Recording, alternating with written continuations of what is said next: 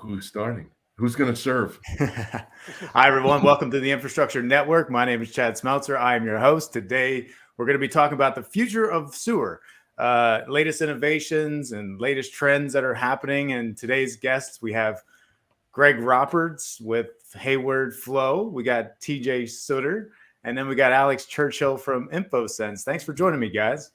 Thank Thanks you. for having us.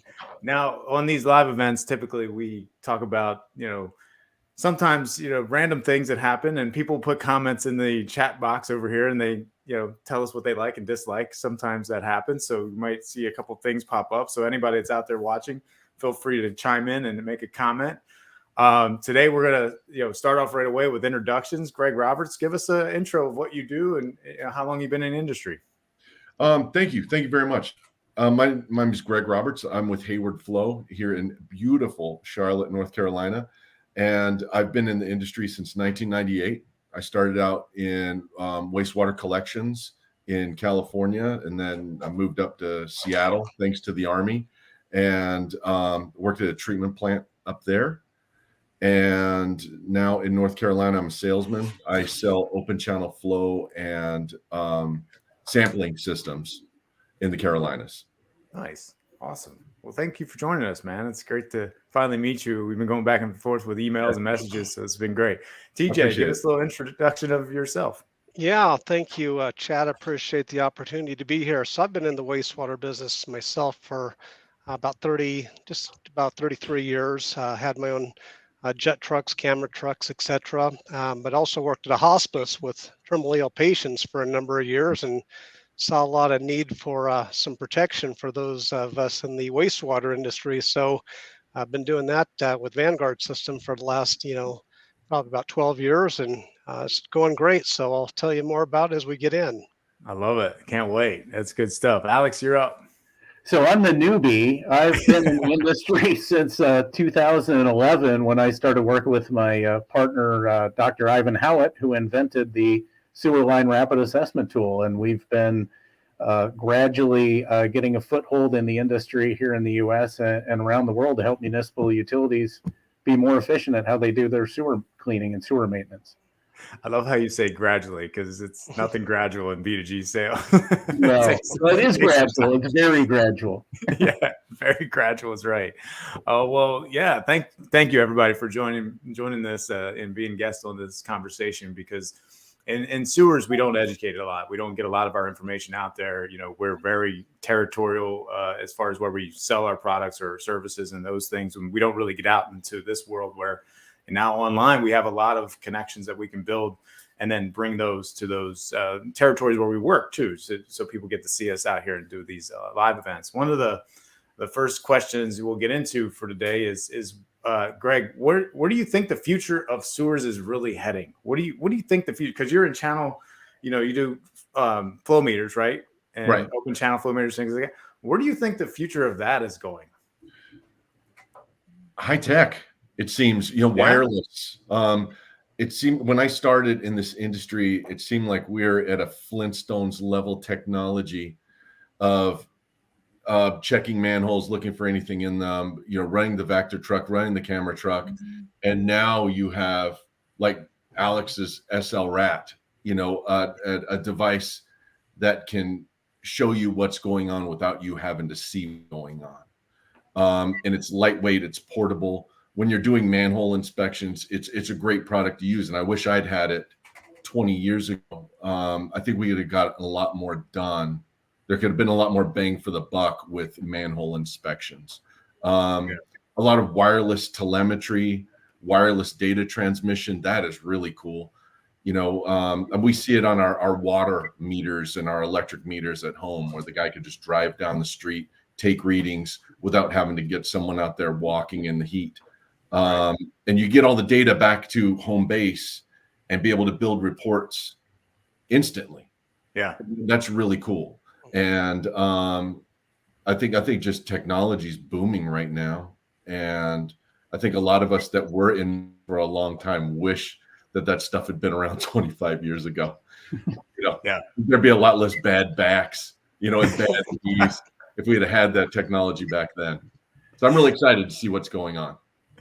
Yeah, you're spot on. Technology is innovating the way we're doing things in sewers, and it's a great point. Popping manhole covers and lifting those things up. Now we're getting more remote with wireless, like you're talking. So Right. very interesting. I'll come back to you, TJ. You're up next. What do you think about the future of sewers? Well, I think, number one, I think it's going to be, quite a bit more high tech, than it has in the past. It used to be, really the sewer business, selected you, because that was kind of what you could do.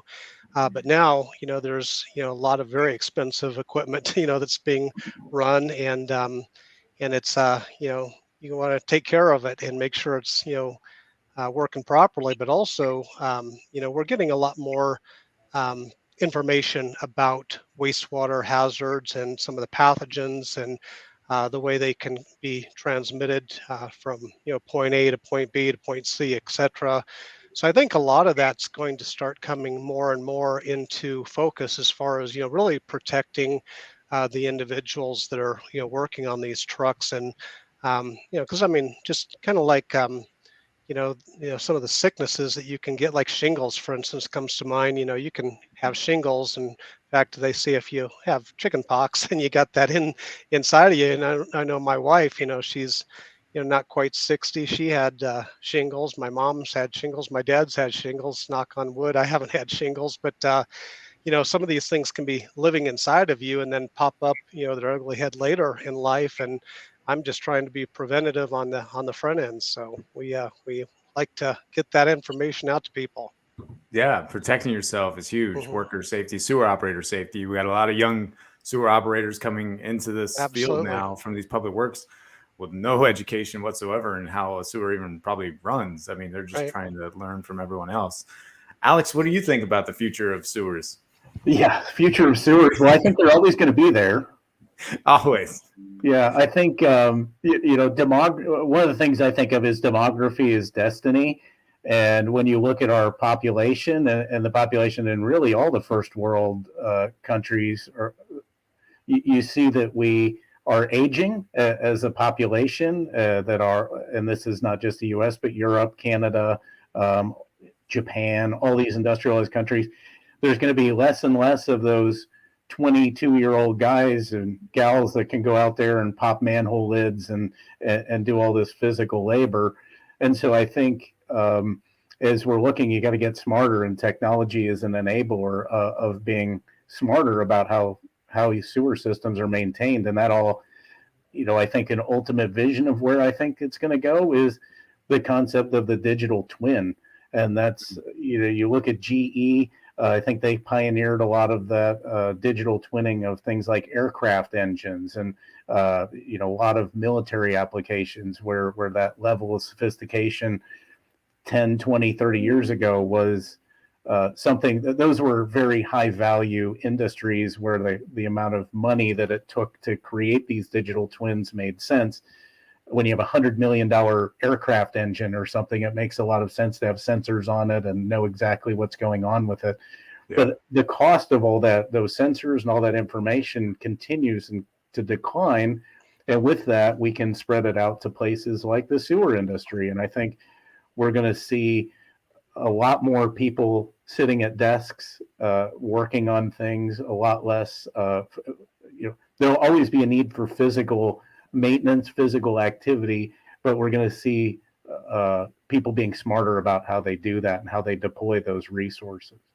Yeah, you're 100% right on. All three of you brought up similar techie stuff. Like Greg, you mentioned like sensors, wireless stuff, and TJ, you mentioned like safety and virtual reality is kind of probably where I could see that heading. In the future of like running those Vector trucks and the safety of learning how to clean televised sewers and stuff. And then digital twin is right on, Alex.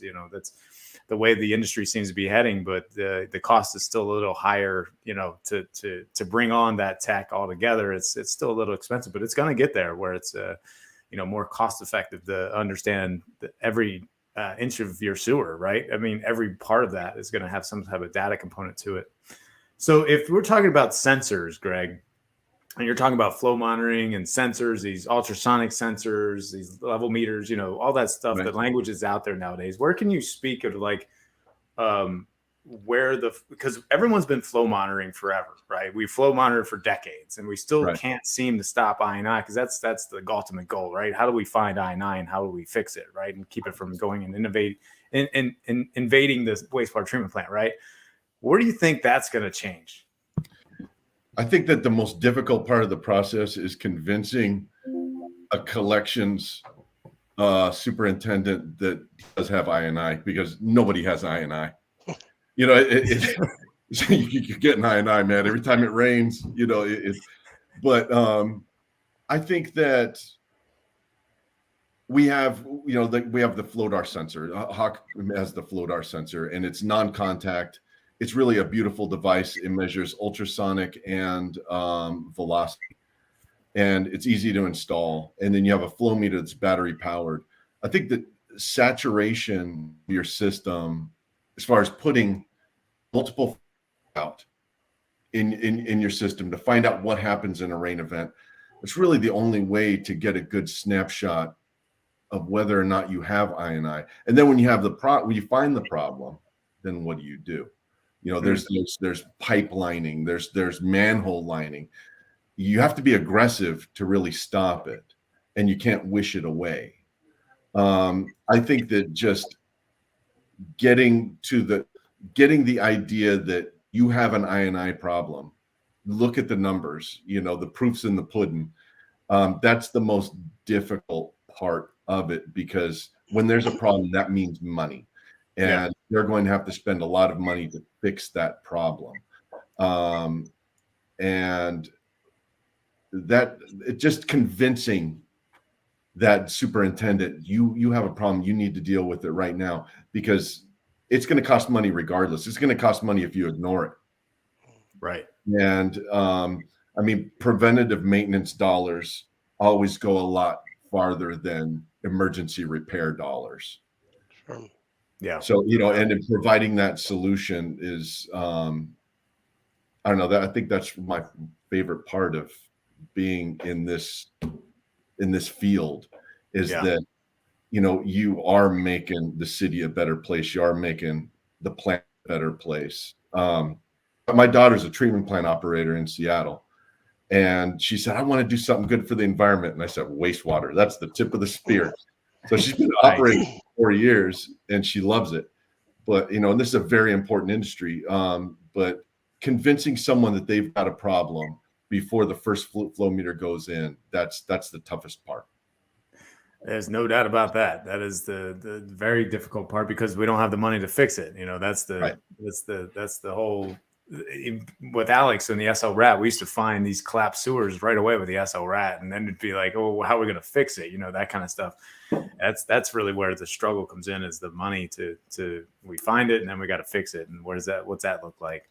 TJ, you mentioned about safety and you know, vac trucks, and I don't know everything about your history, like what you do precisely, but where do you think we're going to go into this, you know, in the future with this type of you know, technology that's getting on these trucks, these Vector trucks, and becoming more intelligent with jetting and cleaning and stuff like that? Can you speak to that? Sure. Yeah, absolutely. Well, you know, I think we have a lot more of a educated, you know, group, you know, coming up. They're, pardon me, they're on the internet all the time watching different, you know, different types of presentations, and you know, nobody really wants to, you know, get their hands dirty as much as, you know, you guys here in the room with us. But I think if we, you know, can do something to help make the wastewater a little bit more tolerable as far as, you know, working with it, because, you know, Alex is exactly right, and Greg as well, is, you know, this stuff will be around long after we're gone. You know, I don't care how much AI, you know, comes on board. Right. We're going to be definitely, you know, piping sewage from point A to point B. But, you know, as I mentioned, you know, these guys are watching the same news that we are. They're, you know, finding out about, you know, C. diff and MRSA and CRE, carbapenem resistant Acinetobacter ACA, which is a bacteria that's being found more and more in wastewater. In fact, I think it was just a couple of weeks ago they found it in the Hyperion plant there in California, and I think it's probably there earlier. They just didn't identify it. But you know, the risk is real when people are working with wastewater, and they're trying to, you know, be a little bit more conscientious, a little bit safer, working around it. And Yeah. we have quite a number of systems out. We're getting more, every day, in the U.S., Canada, and even Australia now. And these people are wanting to be safe. When they come home at the end of the day, that they're not going to come home, sick like they, their, granddad might have or whatever. So, Yeah. as far as the safety, I think that's a big thing because as healthcare costs continue to absolutely skyrocket, the prevention, like Greg brought up a very good point. They're going to be paying for I&I either way. They're going to either be paying to treat it, or they're going to be paying to, identify it and isolate it and get it lined or grouted or whatever you're going to do to reduce that. But yeah, either way, you're going to be paying for it, and that's very similar with what we do. You're going to be paying for it one way or another. So you can pay for it to keep people healthy on the front end, or you can be paying in in healthcare expense later. So Right. Now you're talking.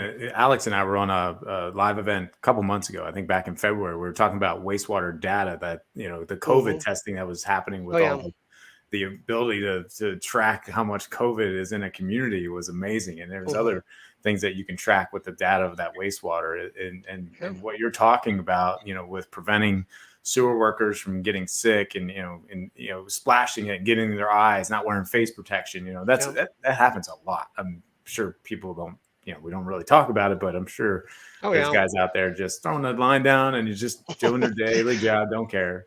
Yeah, you're exactly right. I mean, that's the very first thing as a wastewater person. You pull the manhole, set up, of course, your cones, and you grab that filthy hose and put it down the line that you want to jet, and then you go and touch the the control surfaces, or you grab your phone, I'll call you back or whatever. And now you've transferred it, from, point A to point B to point C, and even bringing it back. So I think, if you can be a little bit more cognizant about keeping people healthy on the front end, then that's better. I'll give you a really quick story. Was we had, most people get MRSA on their hand or, on their shoulder or their arm. I saw one guy with it on his nose, another guy on it with his cheek, but one guy had it in his lungs, and that's a pretty rare situation because your lungs are constantly being washed with mucus to keep out pollen and dust and everything else. And I've got asthma, so I know a little bit more about lungs than the average person. But as these things continue to wash, a lot of the mist that so many people are concerned about is not nearly as dangerous as the contact with some of these physical solutions and bacteria laden sludges we're dealing with. So we help remove about 98% of it. So that's a pretty good situation. That's awesome. That's very helpful, keeping everyone safe and removing those pathogens and viruses and everything else that's in sewer systems out Absolutely. Yeah, good stuff. Alex, digital twin, man, you're talking about some what seems to be right at our doorstep, but after I have a number of conversations with people, and it almost seems like we're not there. We're still 10, 15 years away from something like that, but there is engineering, departments, firms, and working really hard to build a digital twin for cities, but the cities don't have the data. They don't have the data sitting there that's real time or fresh. Where, I think that's where your technology, like the SLRAD and the manual inspections, it's quick, it's fast, it's giving real time data. So where do you think, you and I talk about this stuff all the time, like streamlining and getting, communities moving forward into a more proactive, data-rich environment. Where do you think we're going to move faster in this space? Because we still don't have asset data on some of these communities. I mean, a lot of communities, we just don't have the information. Where are we going to? Yeah. Well, I just think it's a long process. I was on a call about, an hour and a half ago to do some work with a small municipality, and their utility director is 65 and he's retiring, and all of their maps are on paper. They don't have a GIS system. And so they're very small, 2,500 people. And the question is, where do you get started? How do you, it's not like they weren't doing maintenance and they haven't invested the money to put the pipes in the ground and build the pump stations and all that stuff. Now the question is, how do how do you digitize that, and how do you determine, excuse me, what level of digitization makes sense for your community, and how much money you're going to spend. And I think about flow meters. Flowdar is a great product, gives you a tremendous amount of information about flow in your system, but I don't see a time when a Flowdar or even a level sensor will be cheap enough that you could put it in every manhole. Somewhere, exactly. Charlotte, where I live, has somewhere close to 100,000 manholes. So then how do you figure out where does it make sense to target your investment so you get the biggest bang for your buck? And I think that's some of the nuance. And some places, like the small town we were talking to today, they're going to be proceeding on a path of having some level of information that's been digitized in their GIS. Other more sophisticated communities may already have GIS. They may already have information about MACP and PACP on the assets in their system, and they may have a CMMS, a computerized maintenance management software system. So I think it's an evolution, and we're the technology is available, and it's become cheap enough that just about anybody can implement it. It's going to take time. Yeah, that's the thing, is the cost, right? It's really comes down to the cost. It's for each manhole to have some type of sensor of some sort to gather and capture that data. Because right now you're looking at a 10-year cycle in some of these systems to go through their system to gather information about the integrity of the structure of the pipe, right? The manhole, but it's a 10-year process. If we're trying to do digital twin, we're talking, we need real-time data. We're going to need to get in these systems faster and keep them updated. And so that a superintendent or a public works director can go sit at their laptop and actually see how the system's performing, right? I mean, that's the ultimate goal. The costs I don't think the costs are there yet. I think we're still really high in the cost, for the meters and things like that. So that's where we're really going to need to change. I just think you need to be choiceful about where you're doing that. And that's do you need to put a flow meter in all 88,000 manholes in your system? Probably not. But can you put 500 in your system that are very smartly placed that give you 80 or 90% of the information that you would have gotten from putting them in every manhole? And right. That's, I think we're still on that learning curve of what makes sense. Yeah. I see all kinds of new sensors coming out, for this kind of stuff now. I don't think it's at the price point anyone's buying these in bulk, but you are starting to see different technologies coming out, these level sensors, the Flowdar with the different ways it can, I assume that also does the flow velocity, correct? Yeah. Greg?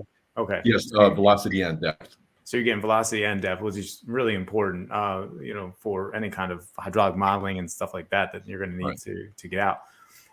Now we're talking about I&I. I'm going to go back to that. I interviewed Barbara Robinson, who is big in Canada about finding I&I, and she goes right to the source, right? She's like right at the new construction, new development, because her thing is they're not constructing these pipes the way they should be in the ground, which is causing more problems because you already have an old system. Now you're adding new construction with poor construction, implementing the pipes and stuff.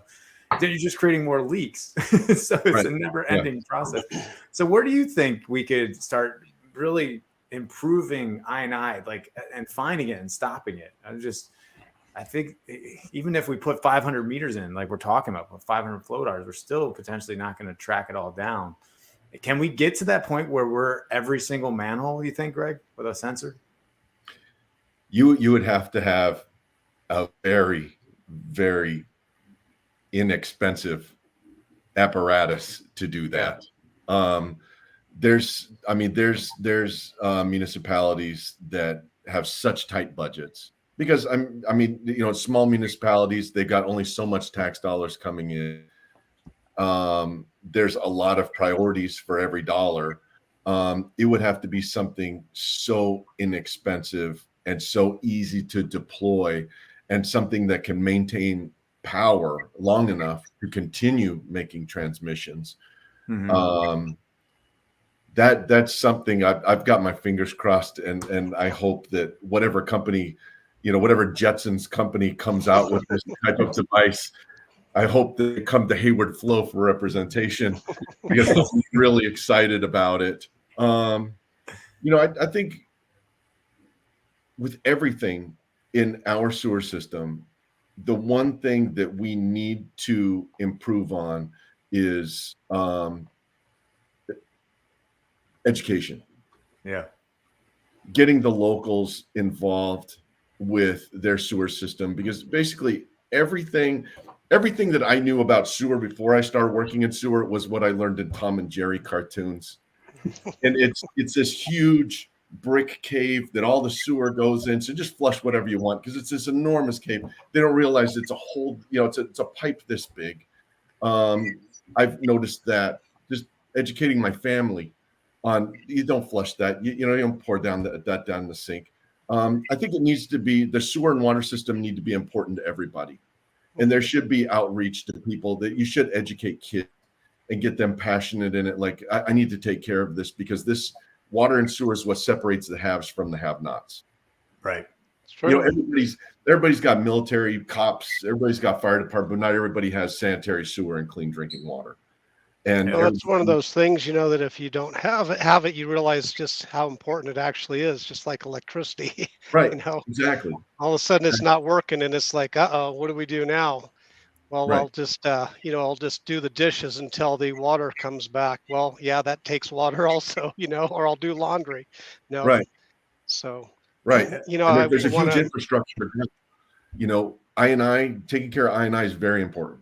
Oh, absolutely. There's a lot of operators working on the system. There's a lot of pipe, and keeping the I&I in check is extremely important. Only problem is it's expensive. Sure. Maintaining the system, finding the problems is expensive, but repairing it is, even more expensive. We can hear you, Greg, but I don't know if your frame froze or not. It's been really still. Lucky. I wish I'd had a better pose when it froze. We could see you though. I mean, we can see you. We can hear you. That's good. Yeah. Well, I wish my wife had that pause button. One thing Greg had said, which is, is true, is, it's a cost issue. But, I look back to, when I was in junior high back in, the 70s, and got the, I think it was the Atari 800, and, got the the RAM, it was 28K. My great aunt had some money, and that was $500 for a 28K RAM. Well, now at the Office Depot, you can get a terabyte, for $20. But the technology will continue to evolve. Probably, it won't be in our lifetime that it'll be in the sewer industry to that level. But I think it'll definitely be coming eventually. Yeah, no, you're spot on, Alex. What do you think? So I think some of this is there's the data collection side, and then there's creating information from it. So there's not, just because you have more data doesn't always mean that you have more information. And so I think, again, that's part of being choiceful about what we're doing. If you had 5,000 manholes and you put a sensor in all 5,000 of those, then you're going to be tracking 5,000 manholes worth of data. And is that really, can you turn that data into useful information? And that's the important part on the back end. Right. Because once even implementing a flow metering project, let's say we identify that we do have an I&I issue, and then we decide that we want to input flow meters to try to detect what that is, then we have to collect the data. We have to make sure, we have to QC the data. We have to make sure the sensors all work. And when they get fouled, we have to go out and clean them, and we've got to change batteries and then once we've done all that and we've collected all this data, then we've got to analyze it and develop actionable insights. And all that's that doesn't, having more sensors doesn't always mean that your analysis is going to be better or that much better. So that's also something to be choiceful about. Yeah, causes paralysis. Literally, it'll stun cities. They won't be able to keep up with all the repairs that are probably going to be needed once they collect all that data and they start to analyze it and figure out that they have a lot more problems than they thought. That's the scary part. of having that type of information. Where do you guys think the role with traditional sales, like traditional, like the way we've all done business is changed rapidly. Now we're doing these kind of events and we're talking because a lot more people are online, they're on their phones. Where do you think this kind of pivots out of the sewers, but it's kind of relevant because we all cover territories, right? So where do you think we can utilize, online better for education? TJ, do you want to chime in on that? Greg, I think you're still there, right? Greg's muted. He's muted. I know that. He's been going in and out. Poor guy. There he goes. Sorry, Greg. Yeah, sorry. We can hear you though. So I was asked, I don't know if you heard me, Greg, but that was kind of headed towards you. I heard. I think that everything is, everything's going digital. Everything's moving toward phone apps. Beyond that, I don't know. I don't, that's like a NASA level technology that I can't even imagine. Yeah. I'm still tripping out ordering McDonald's on my phone. So, it won't be long, till there's like a hologram that will, appear in life size, in somebody's office, and you could talk to them. But, I've been in sales for, pretty much my entire adult life, and nothing compares to being face to face with another human being where you can shake their hand and talk to them, person to person and do that. I know it's a lot more time consuming, but, I've done, a few different, presentations on the internet, and it's great. It's very valuable and very helpful, and it's a great first introduction to a lot of places, and then you say, all right, you're serious, let's fly out to Canada and visit my buddy Tyler, or anybody out there. Yeah. So but there's nothing's going to take the place of being face to face with somebody. I got to visit my buddy Tyson as well. You're right. Alex, did you want to chime in on any of that? I would just say, to echo what TJ is saying, I think the amount of information that's out there now has made it even more difficult to get people's attention. Ooh, and they, if they're interested, will probably have done a lot of their research before you're there, and they're going to have a lot of questions for you. Versus in the past, when we would come in as the expert. I think now it's a collaborative thing. We're coming in to help them versus trying to tell them about our product and what it does and why it's so amazing. We're trying to help them understand what their issues are and use that information to see if we can help them or not. And I think that's a lot of the change that I've seen. And I think, like TJ was saying, the digital piece is certainly helpful. It's part of our business, allows us to reach out to more people, but and more efficiently. But you still got to go there. I would say almost in our industry, 100% of the time, we end up going out there and meeting with the people, and it's a face-to-face meeting, and it's getting out and seeing their equipment and seeing what they do and seeing their office and interacting with them in a person-to-person environment. And the digital is a nice addition, but it's not a substitute necessarily. Yeah, because you're talking about equipment that you don't necessarily know what they have. Sometimes, the warthogs, the nozzles, and things that they're using to clean televised sewers. You don't always have that information, and it's helpful to go out there and have these conversations face to face, like you guys are talking about. I think that initially, what we're moving into is a place where we have to present our companies in a way that makes us attractive so that they see us. Because the first thing everybody does is go right online now and look you up. I mean, they'll look up you, your company, anything about you, right? That's kind of the way it is now. And then maybe they'll set the meeting after that. And, that's right. Kind of seems like the trend.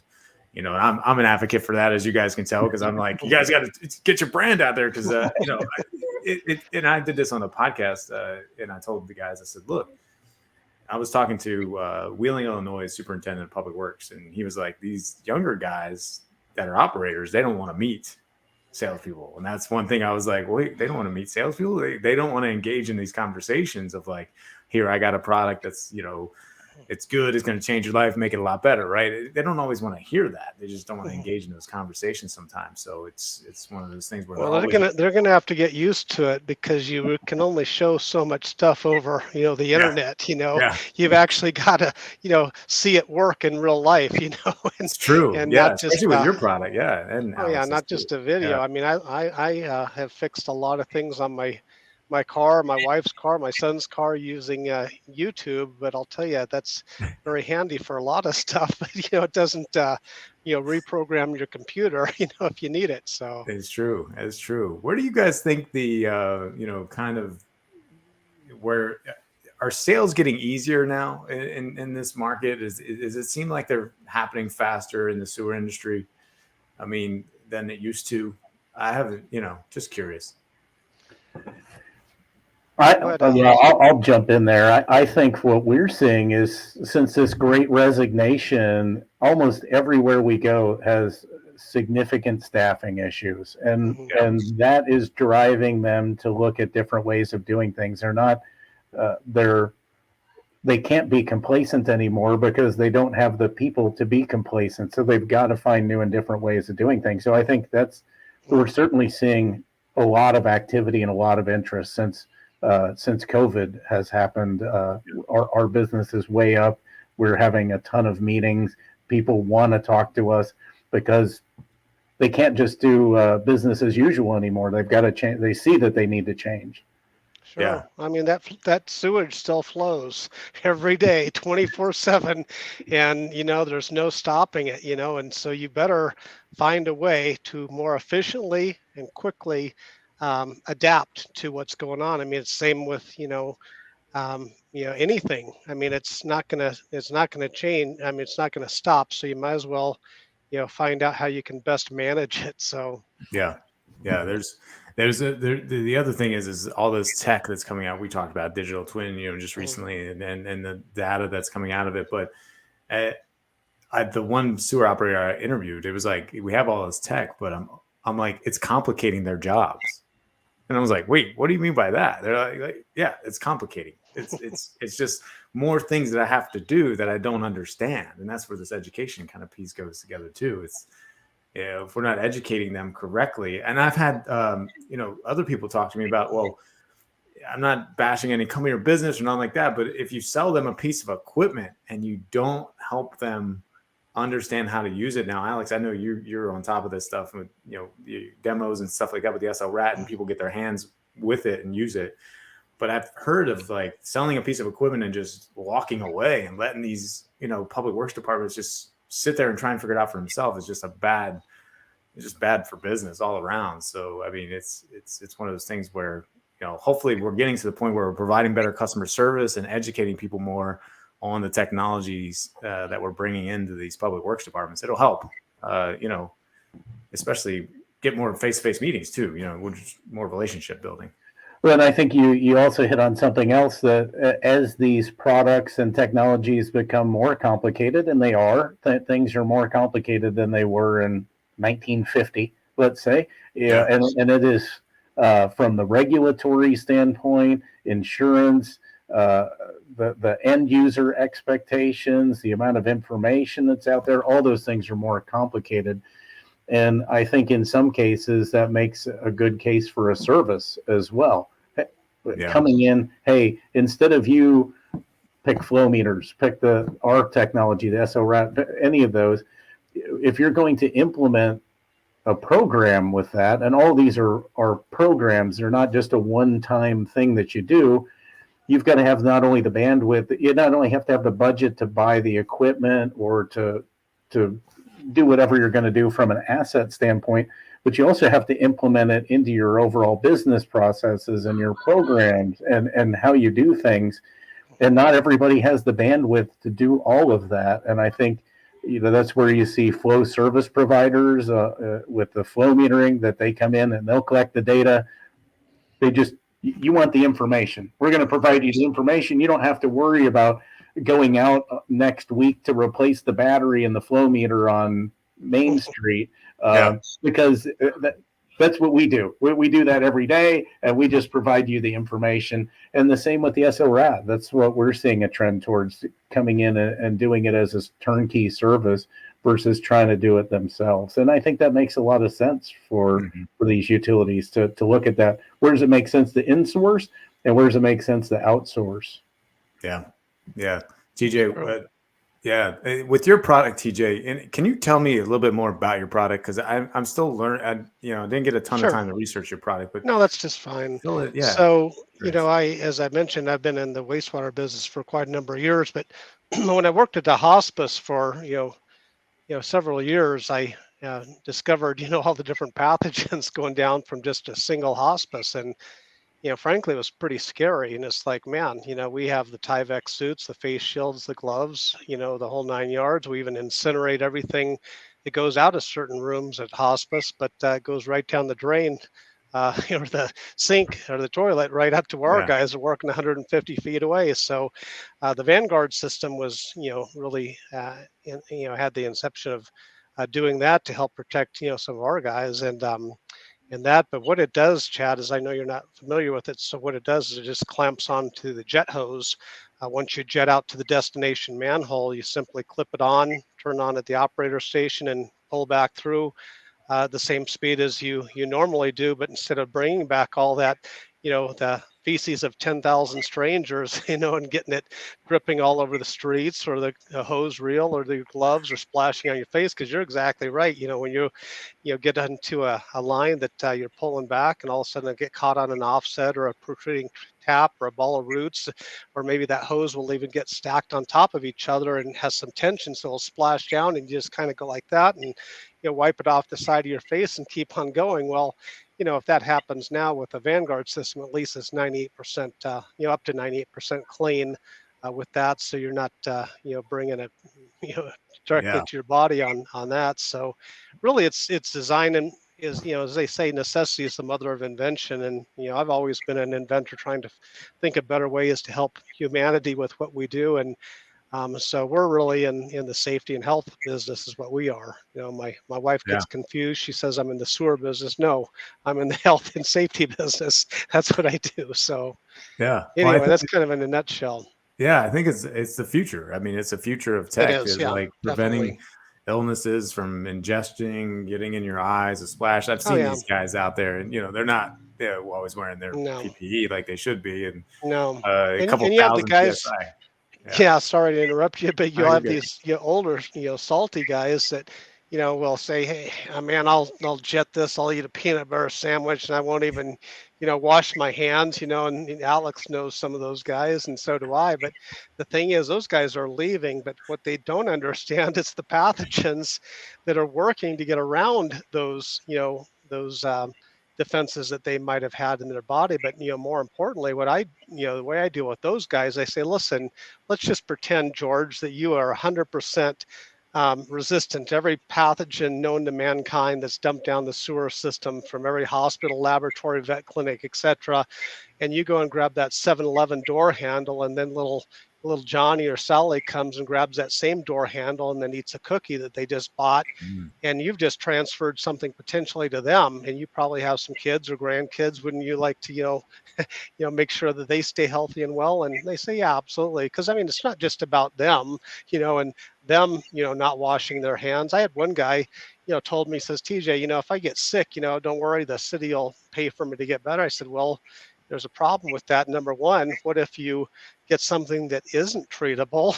And number two, what if you're out on disability the rest of your life, or or whatever? I mean, there's several problems with that whole scenario, but it's more than about just dollars and cents. It's about public health. Bring it back to your family, bring it back to your kids, possibly leaving it behind on the street. I mean, I had a little kid riding his bicycle through a puddle of sewage water a few years ago, and I told him, I said, hey, come back and wash your hands and stay out of that. It was another jet company had left it behind, and they just need to be a little more cognizant about some of the other people that might be affected as well. Yeah, it's so true. Your technology is definitely needed in keeping people safe as we move into this future with younger sewer operators coming in and not being aware when it blows 2,000 psi in a manhole and just flies out everywhere, and it's all over everybody. And I remember the old guys too. They'd be like, "What are you afraid of? This is nothing. This is like this immune system. I got the immune system. We're good." I'm like, you think about all the chemicals in that from like the polluters that are dumping into the sewer too.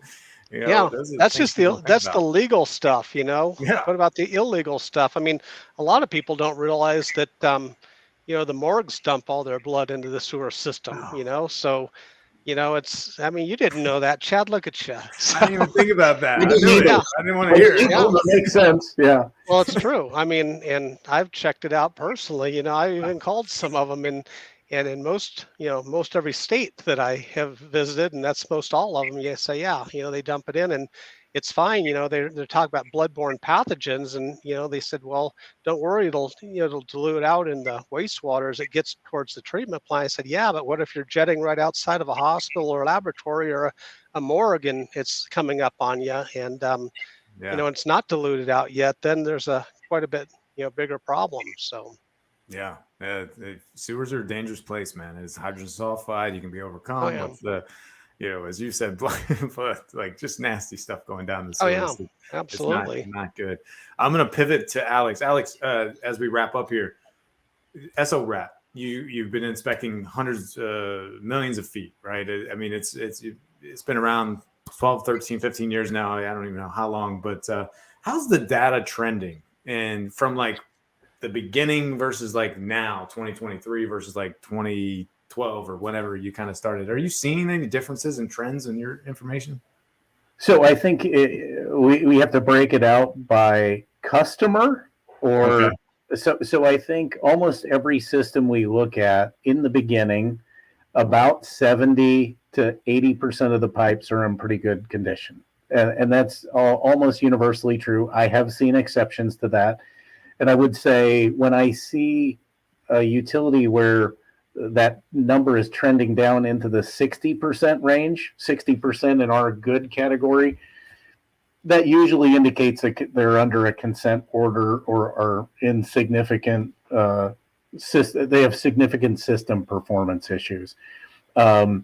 So when we look at any individual system, they're almost always the same. That 70 to 80% of the pipes are in pretty good shape. And that's the value proposition of our product. We help you not clean pipes. Right.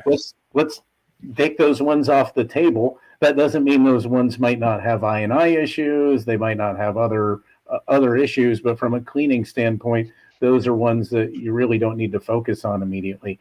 And then what we see over time is that systems do improve. We do see as people continue to take targeted action in the system, you'll see more and more of that system trending into that good category. There is usually some residual component, which is, I would say, often pipe sags or pipes that have bellies or other construction issues and things that seem to be between, I'll say, 1% and 7% of most people's system that are always that continue to score poorly, and you know, a lot of those need to be need additional maintenance. But that's kind of what we see. It continues, that 70 to 80% number continues to creep up over time, but it never gets to, you know, 100% perfect. Yeah. I mean, and it doesn't need to. It doesn't need to. I was going to say systems. It's a sewer system. It needs to function for the purpose it was intended, which is to transfer sewage from point A to point B. It doesn't have to be clean enough to eat off of. It doesn't need. It doesn't have to be perfect, but you do need to maintain that flow capacity. Yeah, there's no doubt about that, and that's where your tool was amazing at, you know, quickly identifying blockages and making sure that you optimize your system throughout the year, all the time. You know, I think we just don't use it enough, to be honest with you. That's one of the biggest things I've heard and I've watched, is just we don't get enough time to get out there and get the whole system evaluated.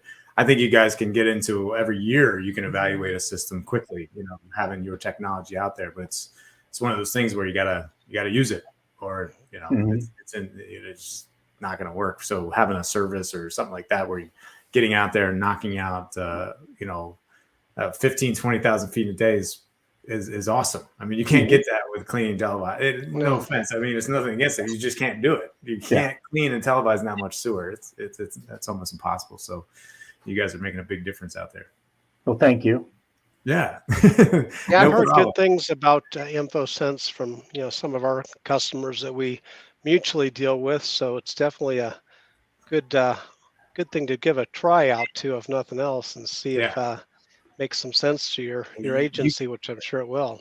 TJ, you're spot, like the stuff that you can do with it, just besides just inspecting the sewers fast enough.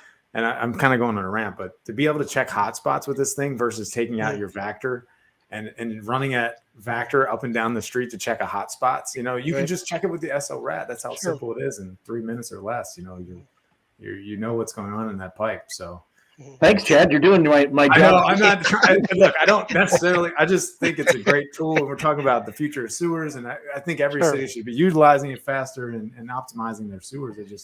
And a big part of the challenge is the change management piece of just changing people's mindset and their maintenance strategy. It's a big change. It's a small product that creates a big change in what people do.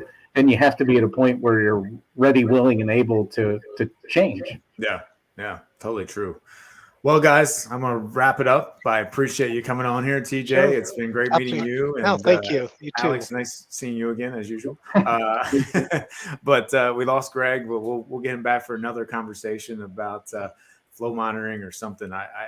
We could probably go on a whole episode for just flow monitoring, but he knows more about flow. He has forgotten more about flow monitoring than I will ever learn. He knows, sampling, flow monitoring, equipment, how to install it, deploy it. He's a wealth of knowledge. Well, we'll definitely get him back on here. And TJ, how can people get a hold of you? Probably the best way is to just check out the website. Is Vanguard, VANGUARD -systems.com. That's systems plural. So you can find us there or get a hold of me, TJ Suter, on LinkedIn. That's a good spot too. So we'll get back with you.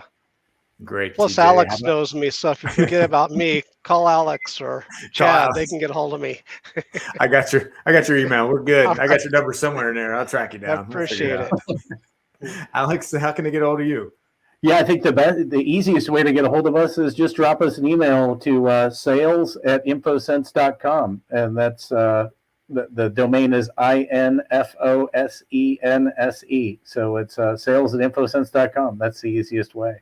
Awesome, Alex. Thank you, TJ. You guys are great. Sure. Thank you for joining. And we won't plan it right after a holiday next time. Jump right in.